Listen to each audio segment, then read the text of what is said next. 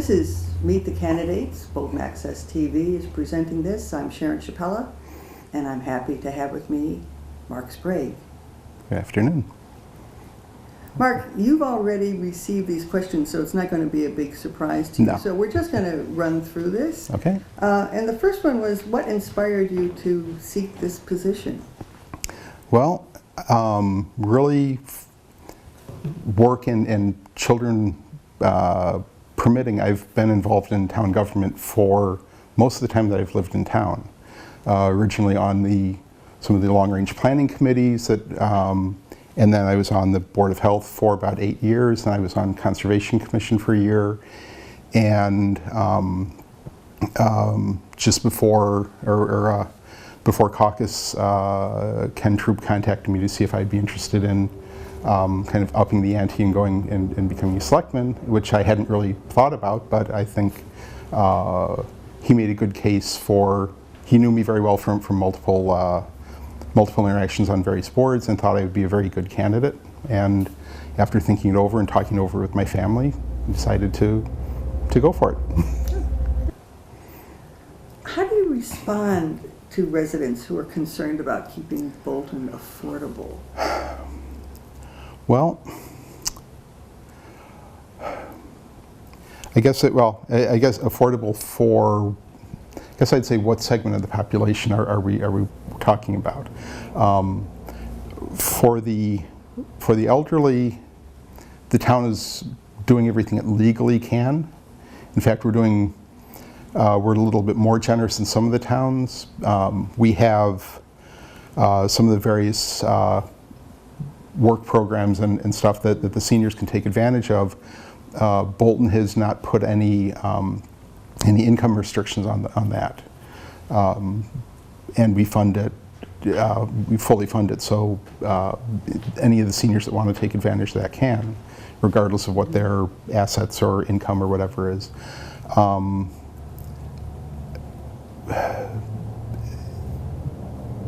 mean, there's a assisted living facility that's been is in the process of being fleshed out and developed that would go back behind the Bolton Office Park and back behind the senior housing there. That may or may not be affordable. I mean, I know what assisted living costs, having gone through it with my mom, but it's. I mean, that's an avenue at least to help keep people stay in town. As far as affordable for individual homeowners, for the non-senior citizens, I mean, it's tough. We have some things that are, well, the fact that we don't have public water and public sewer dictates certain lot sizes and such, which add a certain amount of add a lot of cost. We also, and again, it's a trade-off there that we could make it, the planning board in conjunction with Board of Health and Conservation and the Selectmen could look at changing some of the zoning and planning requirements to allow denser housing or smaller lots with shared septics or townhouses and things like that.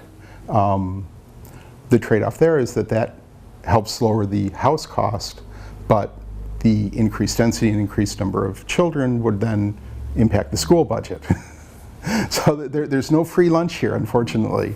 I'd like to see one if there could be. So it's affordability is a tough thing.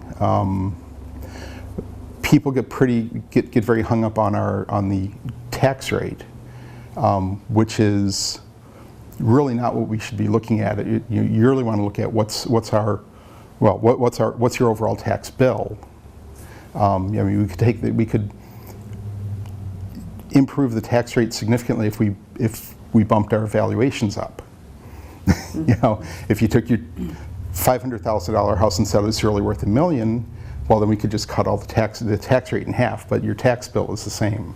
And that's really what we need to be looking at, is how do we manage the tax bills. And the tax rate is kind of an artificial, it's a calculated number, so taking the budget, and I mean, the only other way to look at making things more affordable would be to, where are there places in the budget that we could cut costs, cut services, cut cut other, cut our expenses, or what can we do to increase income to the town? Are there places that we could bring businesses in, which bring in some tax revenue but don't have the drain on the schools? Are there other avenues that we could pursue in to try to get more state money for grants or for anything like that? But there's limits on all of that as well. Well, let's follow through on one of the things yep. that you said. What's your vision for economic development in Bolton? Well, I mean, I think we've done moderately well. I think the redevelopment of 626 Main Street has been a big benefit to the town. I think the new Clinton Savings Bank has been a big benefit. Really taking a property that needed a lot of repairs and making it a much better contributor to the tax base, much less of an eyesore.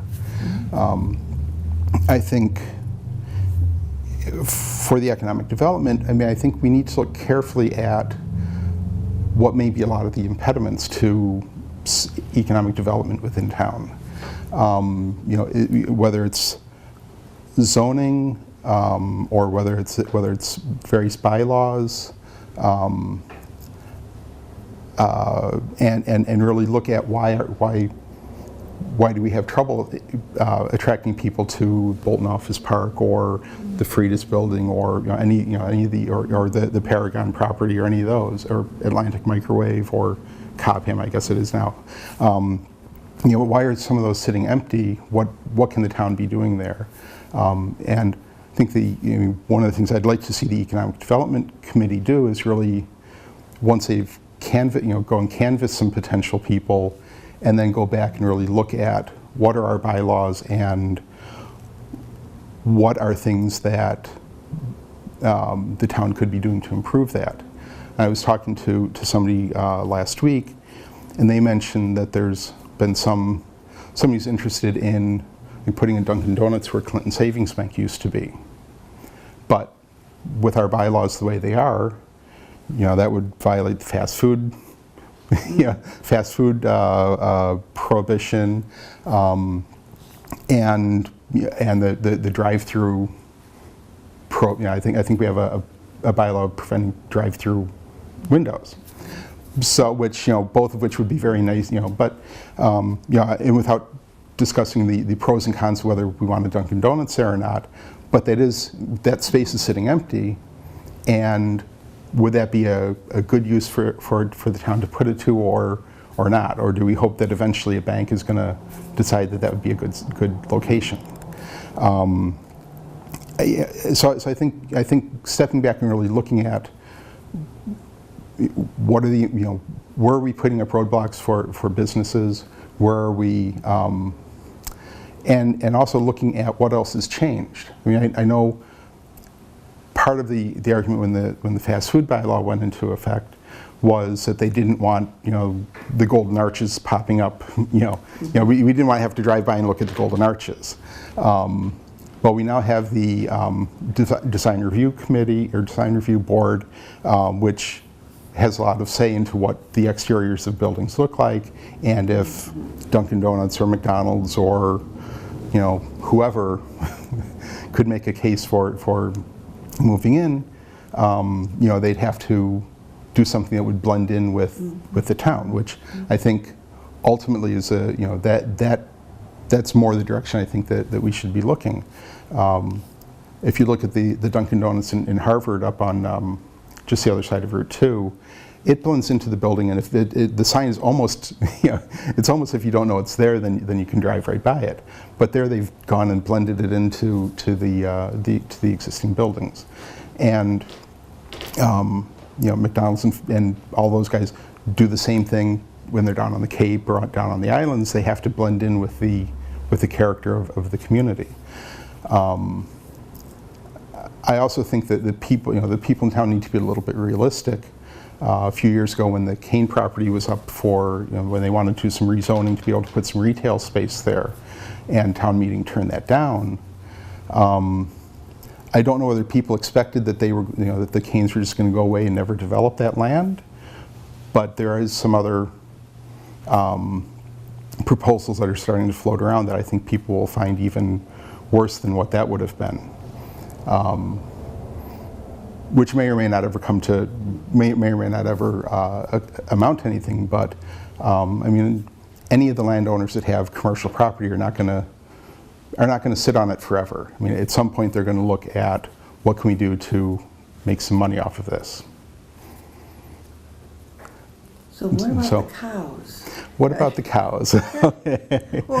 Or the pigs. Okay, yeah. So how do you feel about agriculture in Bolton's future? Well,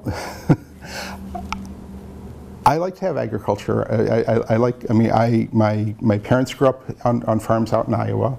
I spent several summers out working on my uncle's pig farm, walking beans to get to cut the weeds out before they had herbicide-resistant soybeans, sorting pigs to get them to market. I mean, it was a couple of interesting summers, and I enjoy the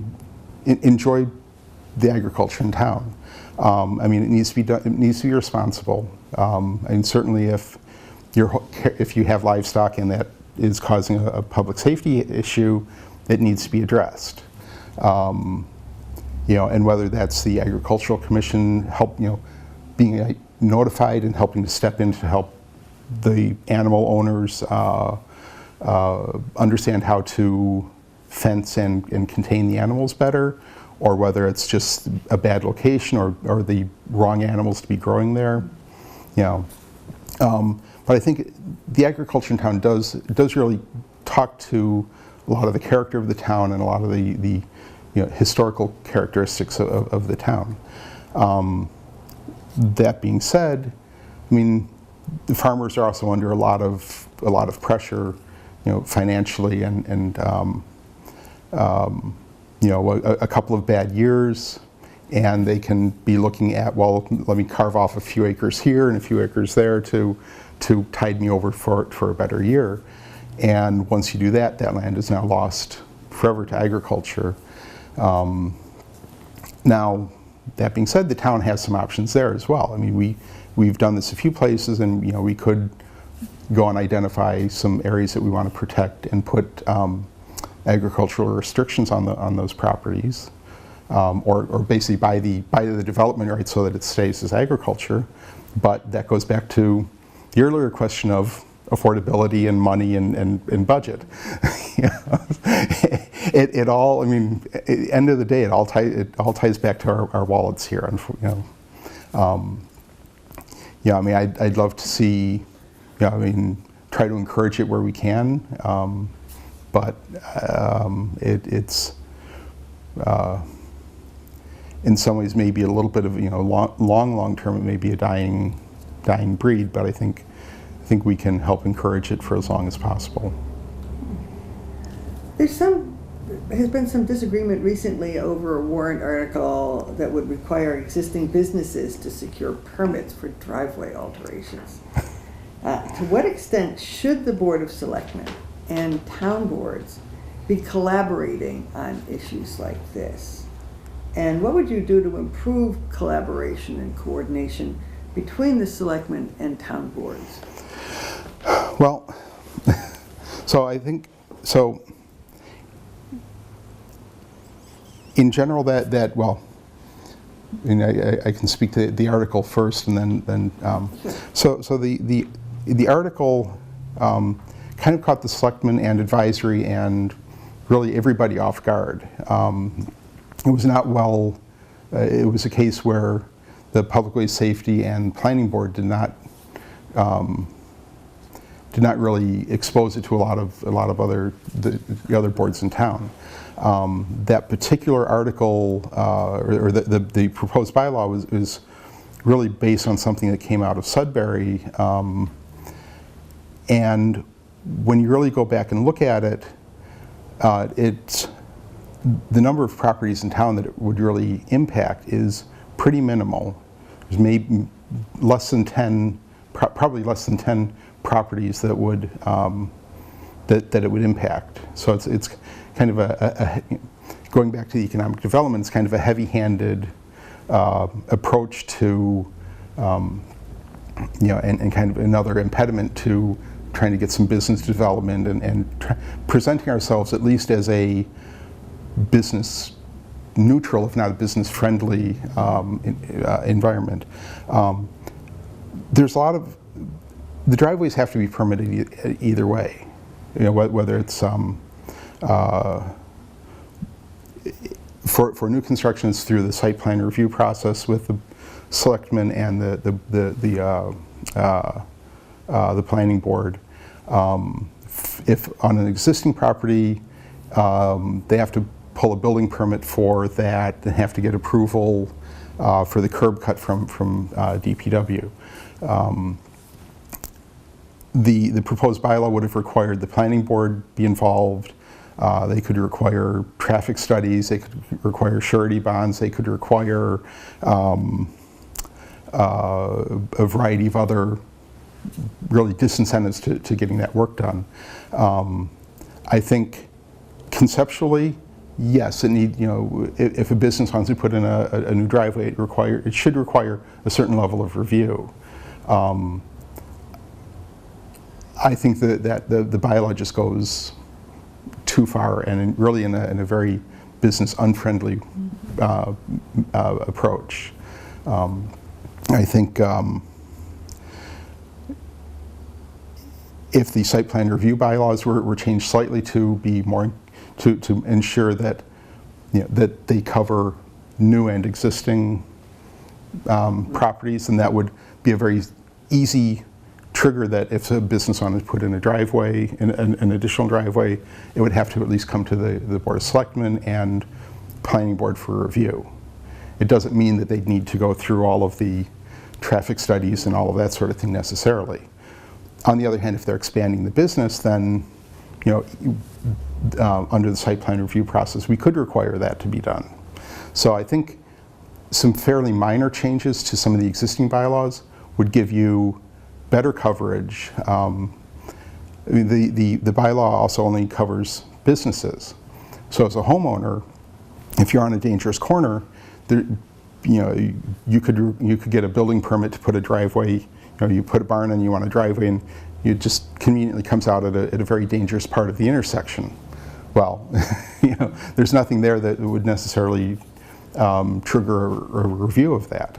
So again, a little bit more encompassing and a little bit less narrowly focused on a handful of businesses, I think, would serve the town much better. So how could how can you envision a better level of collaboration between town boards to make this process perhaps more rational?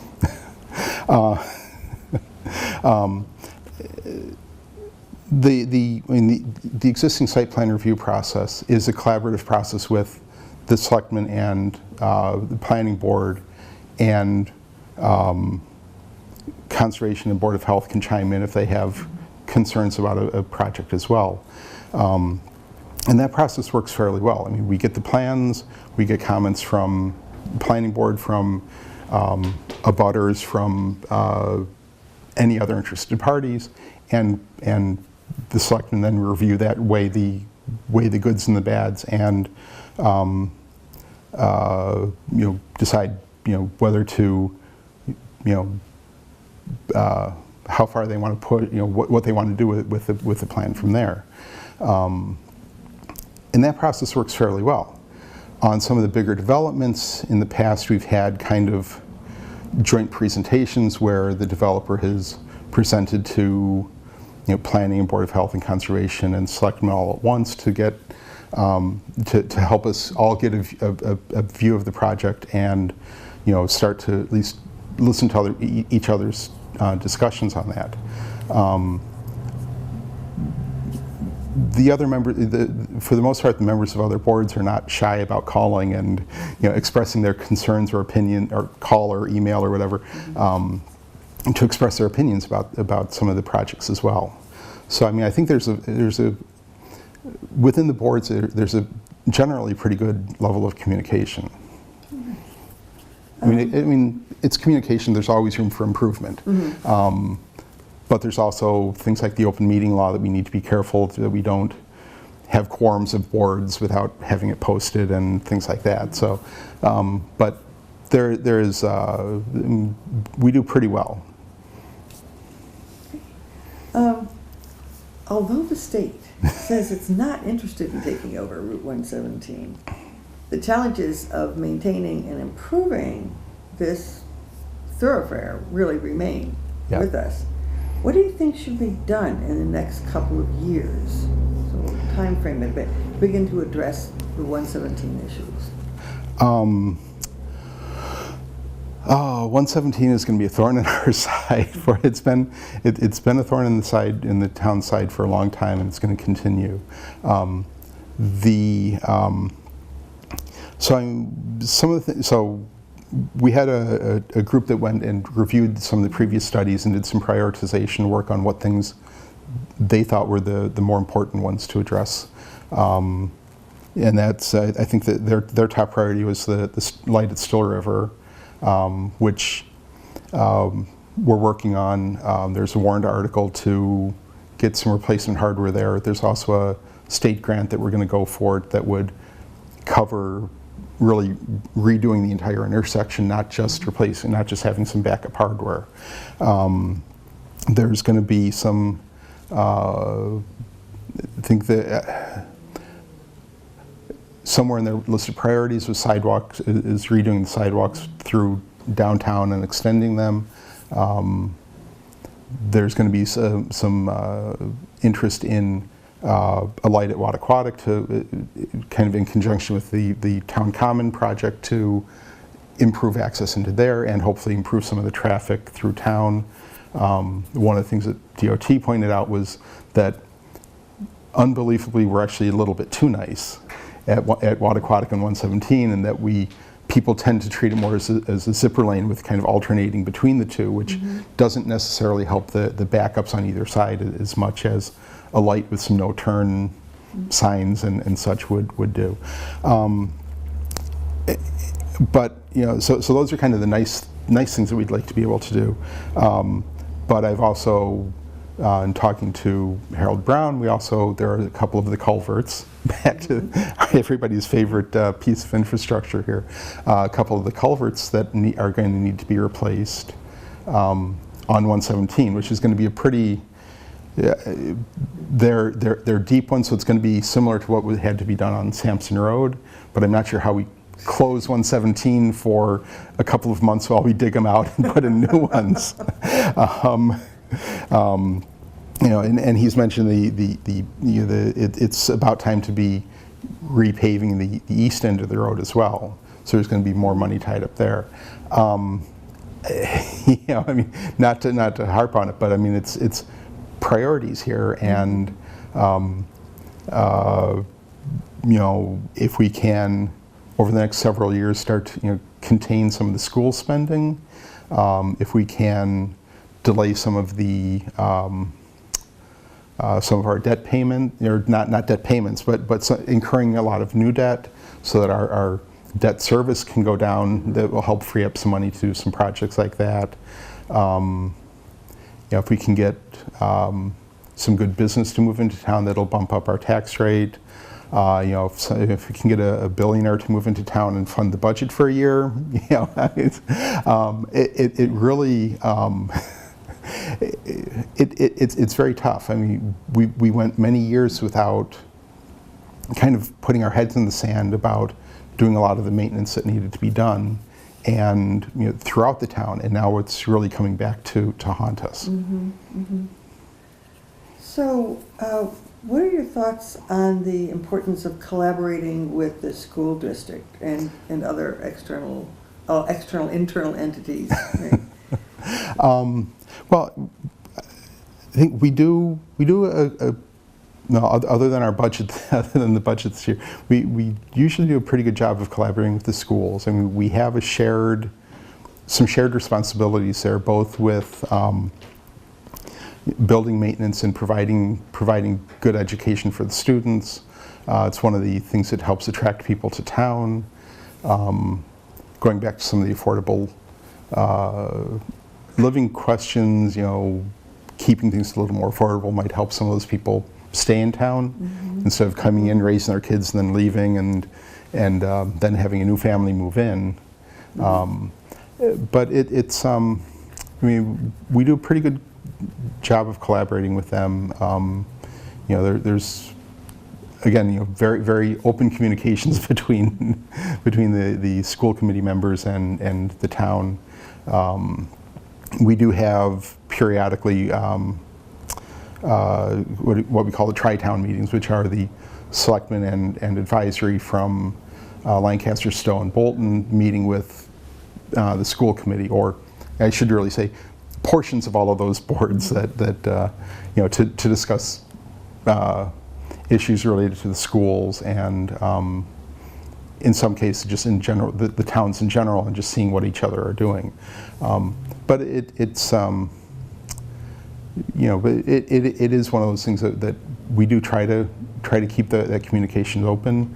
A regional school brings some real challenges over what we would have if we were an individual, if we just had our own schools, because it's no longer they're no longer a department under the town that has its, that where we can kind of dictate the budget for them, what they have to live within. So they know what we want them to live within, but that doesn't necessarily always translate to what the numbers actually come out as. And I mean, and they have a tough job. They have a lot of requirements as well that between wages and insurance, special ed funding, the maintenance on the buildings, trying to keep up with technology for the classroom. So they have a lot of challenges at their end. It's just very tough to juggle the needs of both ends of the both parts of the budget, really. Is there anything else you'd like to say or talk about that we haven't covered at this? Either concerning yourself, your opponent, or the operation of the Selectmen board, anything that we didn't manage to tuck in here. Well, I guess I would say, I mean, that when all is said and done, kind of, people's actions speak louder than their words do. And I would take a little bit of exception to my opponent characterizing how successful Clinton Savings Bank was from the planning board's perspective, because it was really the selectmen. It wasn't until the selectmen got involved that project moved forward. In fact, we were notified up front or partway through, that Clinton Savings Bank was about ready to walk away, because the planning board was, both micromanaging with wanting to dictate what the lighting schedule should be and things like that, beyond what the bank was comfortable with for safety. The planning board was trying to push them to agree to pay for sidewalks in certain areas that had nothing to do with their property, wanting to do a traffic study even though they were just moving across the street. So it really was a October 7th, 2014 planning board meeting where the selectmen posted and were there, and it wasn't until we kind of stepped in and spoke on the bank's behalf that the planning board really moved forward with that. So I think to to claim that that was a success from the planning board's perspective is somewhat disingenuous. And I think, if you go back and look carefully, that's not, I wouldn't say that's an isolated incident. I have a great deal of respect for Jonathan and for the work that he does, but I think in some cases his thoughts or his agenda get in the way of necessarily what the planning board should be doing. Anything else? I'll leave it at that. Okay. Do you want to make a closing statement? I would just, following up on that, I think over my 15 or so years of various town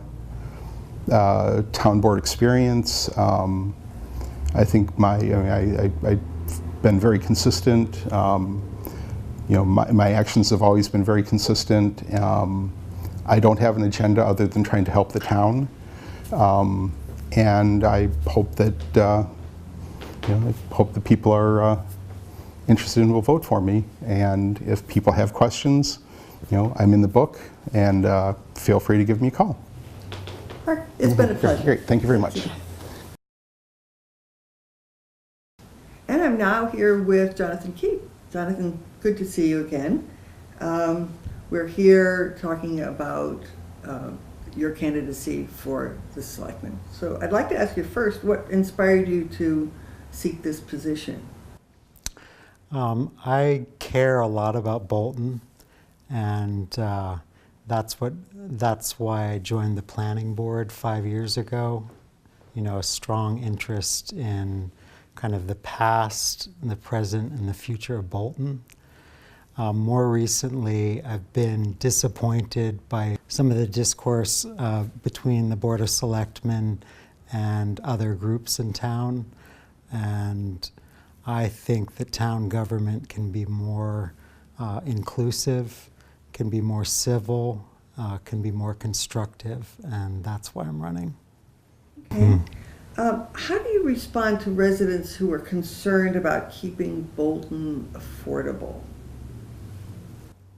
So tax relief is an important issue. I've heard that while I've been campaigning, and it's something that we have to take seriously. I spoke about this before, but the debt service for Florence Sawyer School is going to end in fiscal year 2018. So I think we need to have a dialogue about what to do with that savings. And so I think it would be great to have an open dialogue about using some part of that for tax relief, rebates for senior citizens, increasing those rebates. So that's the process. But I think we need to do that now and not wait till 2018. Because I think a lot of people will be wanting kind of a piece of that. So that's a conversation we need to have now. Following up on that, what's your vision for economic development in Bolton? So economic development is an important source of revenue for the town. On the planning board, we worked very hard to balance the interests of commerce with kind of the rural character of Bolton. Bolton's been very lucky. When you come off 495 and you look at the commercial development, some of it is in homes, but some of it is are in commercial buildings that look like homes. So early developers understood the idea of the residential Main Street, and adding commercial into it, they tried to make it look like a house. So, I'm thinking about the old Salt Box, which is now 626 Main Street, and Bolton Corners, where Dr. David is. Those are great examples of kind of commercial house architecture.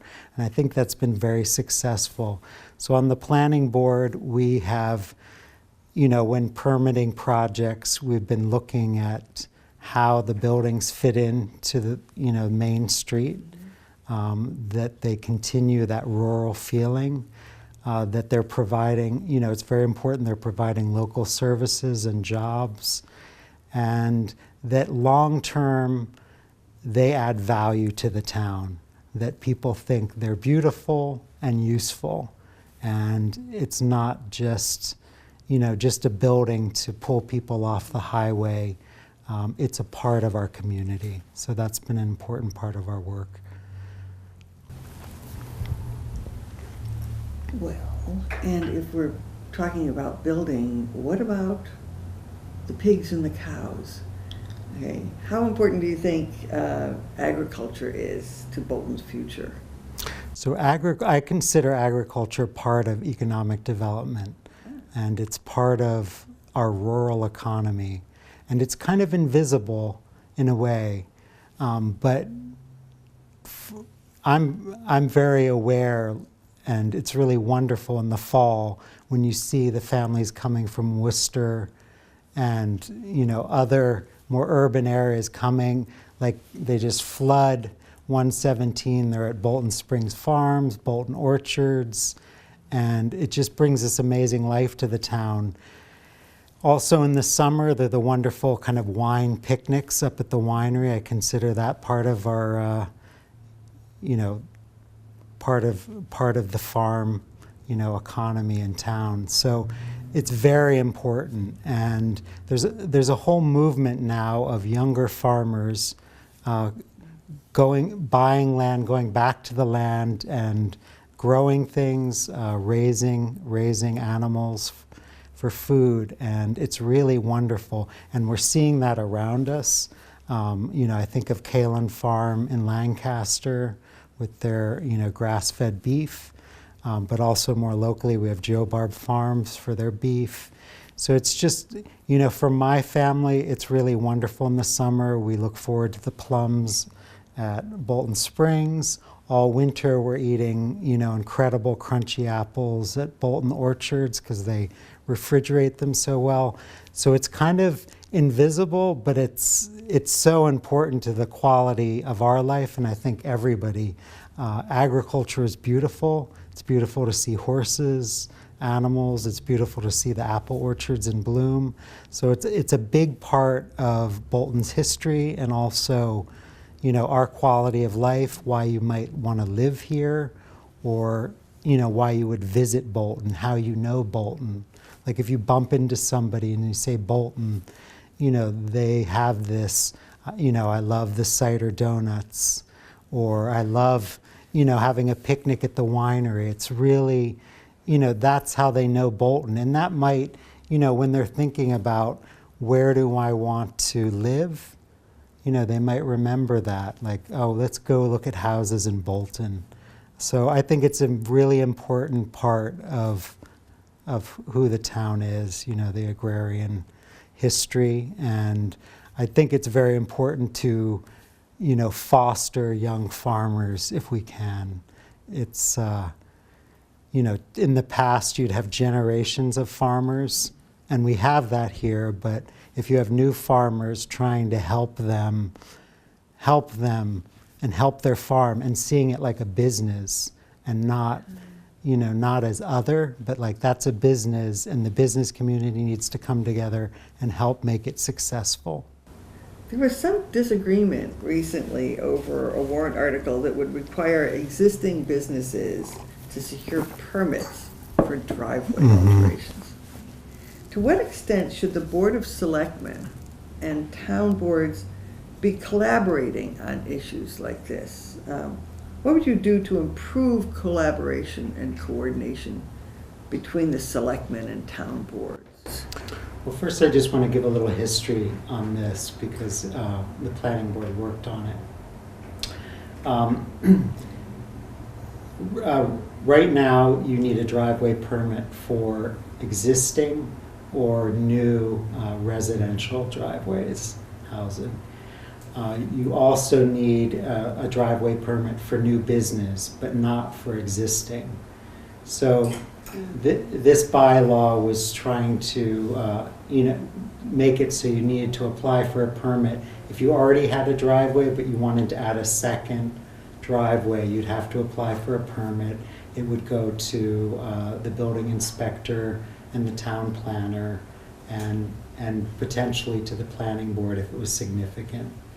So this was proposed by the Public Ways Safety Committee out of a concern for safety. And so we have three business parking lots that I can think of. Of course, they're pre-existing conditions, and but if you think of the liquor store, and you think of Classic Pizza, and you think of Bolton Orchards, these are businesses that just really, they don't have one driveway, they just basically paved all around the structure. So cars can drive into the lot and out of the lot any way they want, and that's not safe. So this, this bylaw seeks to make, driveway applications more uniform and safe. That it would, these applications would go to the chief of police, to the fire chief. Everybody would just check and, make sure it's the safest location for a driveway. So that's the background. The planning board held a hearing. Nobody came to disagree with the bylaw, and the planning board voted unanimously to support it. And so I guess what I would say about the Board of Selectmen is that it's really important that they kind of consider the work, the volunteer work, but the work of other boards, and consider it respectfully. So that's the work of the Public Ways Safety Committee and the work of the Planning Board in preparing the bylaw for a town meeting. And so it's just very important to show respect for that work and for the process, and let it come up for a vote at town meeting. That's what I would be working on, is more respect for other boards, that it's less a hierarchical thing, that the Board of Selectmen isn't at the top of the pyramid, but that everybody's working together, and there isn't kind of this adversarial aspect to a different work. Although the state says it's not interested in taking over 117, the challenges of maintaining and improving this major thoroughfare remain. What do you think should be done in the next couple of years to begin to address the 117 issue? First of all, I think it's important the way you look at 117 Main Street. I look at it as an asset to the town and not a liability. I think a lot of people, or some people in the past, have looked at it as a liability and something to give away responsibility for, and I think that's a mistake. Bolton, every community in Bolton needs to be strong and beautiful for the whole town to flourish. So you can't just say, we don't care what happens to Main Street. You have to care about North Bolton, South Bolton, Main Street Bolton, East and West Bolton. So that's the first thing. So it's an asset. So as an asset, we need to make some investments. And so I support the findings of the 117 subcommittee. And, they pointed out that we have, some very, dangerous intersections. I live next to one, Manor, Harvard, and Main Street. There was just an accident there a couple weeks ago. A car, very early in the morning swerved and hit my neighbor's house. So, we have to think about Main Street and how we can make it more useful and safer for us. That's the priority. Then we can also think about the commuters driving through, but really it needs to be safe for us to get from one side of town to the other, for our children to drive out of the high school. So I was very heartened to hear that Selectman Tom Frayne and Town Administrator Don Lowe had met with Barry Lorian at Mass Department of Transportation to go over the findings of the 117 subcommittee. He was very optimistic with them about providing grants for the work. I think he said that we need to work on a master plan for Main Street. So that's one of the things that we need to make a priority, is finding funds for that master plan, and that's either through grants and maybe as part of some of the savings from the debt relief from Florence Sawyer School. So that's something we have to discuss and work on. What are your thoughts about the importance of collaborating with the school district and other entities with which the town interacts? So my wife and I, we have 2 children in school. Our daughter will be heading to the high school. She's looking forward to it next fall. And our son is in Ms. Tro's 3rd grade class at Emerson. So the quality of education is a very important issue to us. But we also realize that we're the beneficiaries of the whole town paying taxes. So that's humbling, and we're aware that people want some tax relief. So I think it's very important to work on our relationships between the 3 towns. Again, it's an issue of transparency about budgets. The school budget just seems to land, and it's just important to make it more transparent what the proposals are and what the bids are. And just as important is having relationships across the 3 towns. So the Board of Selectmen, between Lancaster, Stowe, and Bolton working together, the town administrator, trying to work closely to control costs, as well as, while maintaining, the quality of education. So that's something that I'd like to work on. Is there anything you'd like to say or talk about that we haven't covered today, either concerning yourself or the other candidate, or how the Board of Selectmen operate? Yeah. No, I'd like to have a little fun with this and, talk about creative ways to find money for the town of Bolton. Maybe you'll join in, but so Bolton Local is sponsoring the Green Community designation, and that, this came up once before, so we're taking a second bat at it. This is a very important way that other towns have used to find funds to renovate old buildings, and we have plenty of old civic buildings, Houghton right here, Town Hall, Emerson School, that need to be more efficient in terms of how they use energy.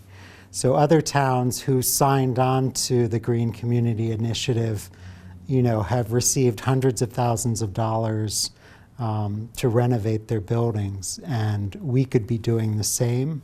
So I just wanted to,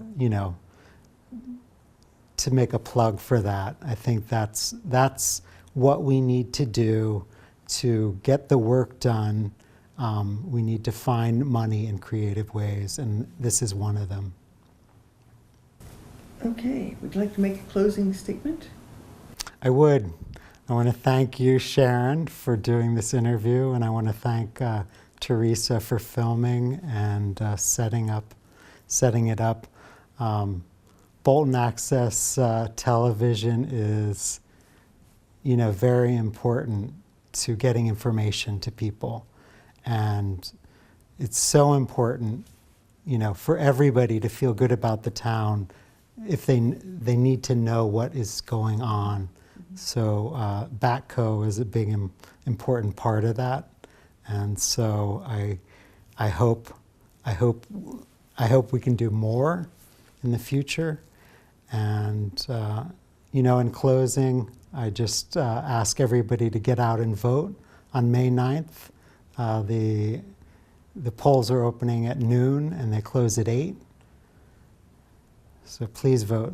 Thank you. Jonathan, it's a real pleasure. Thanks. Thank you, Sharon.